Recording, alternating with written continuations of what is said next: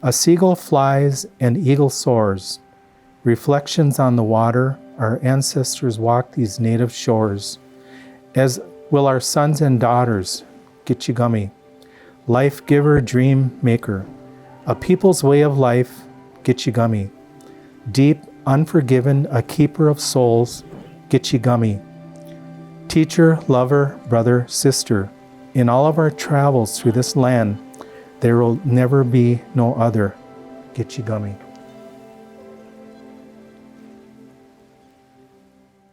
That water we say is life. Bamad is when life. That's life that we have. So pure water to sustain ourselves is very important. One piece goes back to like our migration story. There was a vision that we were supposed to be relocated in an area where food grew on the water. And then it was discovered that where food grew on the water really meant wild rice. A lot of times I think people think about our communities as hunter-gatherers and that being a land-based activity, when for the Ojibwe people of the Lake Superior region, it really is a dependence on this lake and the water. We are people who depended heavily on fish from the Great Lakes, as well as the manoomin, the wild rice from the watershed around and in the Great Lakes. The language is a direct relationship to the land. It is an expression. I like to call it sort of a guide or a wilderness guide to the outdoors here. You know, we have these connections that are there that it's not just water, it's not just a fish in some regards, but it's a whole cultural piece that helps us understand in this bigger picture what we need to do to survive, you know, in a cultural way. There's a lot of stories that we follow. And so we talk about the creation story, the migration story. and a lot of those stories is where we find our values. And because we're always connected, we try to teach that. Don't do nothing out of disrespect, because someday it'll come back on you, right? And so we try to teach that everything is within harmony of the earth. Everything is within harmony of the sky. And we have to keep that peace, keep that balance. And it's things like this winter camp that show that we talk about those things, that we have those things. And part of that is our language, bringing the language back, listening to that Ojibwe Mo'in. Winter camp is a time that they come together teaching traditional ways. And so in the community, having language, because language has been lost here for many, many years. And now we're starting to get speakers back. And so hearing that language and doing these traditional teachings. So it's more than just a camp. It's community coming together on that traditional value, who we are. And a lot of things that are involved with it is a tradition and the culture. You know, like the snow snake, the game that the native people played during the winter.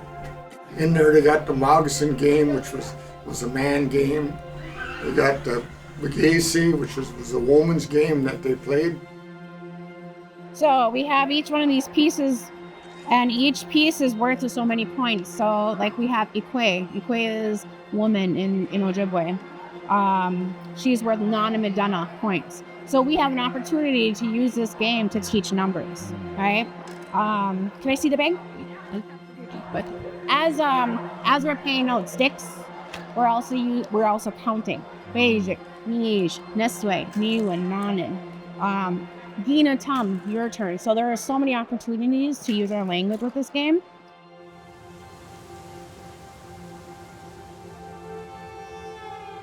Well, it's everything. It's our identity, right? It's who we are. It has our values, our belief systems all wrapped into one. And I don't know, it just gives you a certain feeling when you're using your language. And When we're playing this game, and we got two young ladies here that are actually going to the immersion school down at Wadukadading. And so like when the three of us are sitting here playing and we're mostly in Ojibwe Moan, that feeling there just really connects you to your ancestors, and then it also connects you to your future generations, right?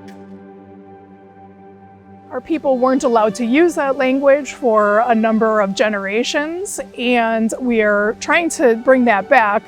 In the Red Cliff community in particular, in 2020, they put together a language plan, a 5-year plan for restoration of our language, and declared Ojibwe-Moin the official language of our band once again, and put together a 67-page, really intensive language plan on how we're going to go about bringing our language back.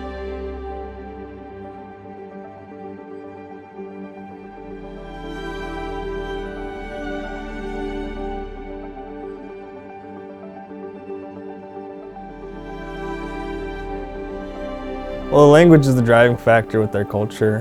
When you understand the language, you understand our way of being, and you understand the way we think. So a first language speaker, they think a lot differently than somebody that is just, Anishinaabe is not their first language. So being able to understand that language is going to be very empowering because the words are so descriptive. So you'll be able to understand where those plants come from, their gifts, what they come from, how they're related to us. So it's all in relation that in Denoy Maagana Duke Niji Pamatasik, all of us fellow living beings, we're all part of that web of life, and the language is what connects us all together. It's a really helpful language for this environment. It came from this place, it evolved in this place, and it is the most intact in this place.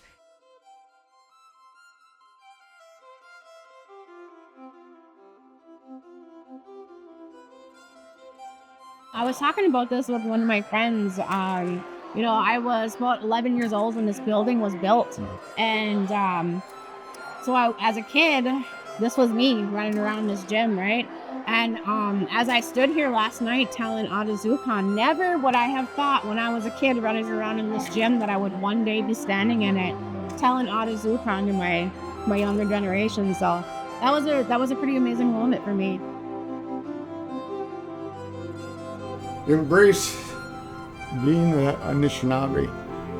Embrace being in the cultural things that we've done. Embrace our ceremonies. And to embrace our language. It's in the last 3 years, it's been coming back.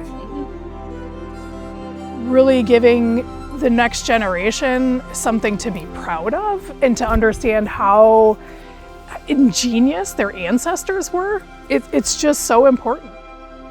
My message to not only the young folks but to everybody is just be a good relative. Not only take care of yourself but to take care of all living beings. But also what's important is our language, Anishinaabe Moin, to sustain ourselves who we are. And what also is important is teaching people, not just kids, not just children, teaching people to love the land. Zagi Awen is what we say love.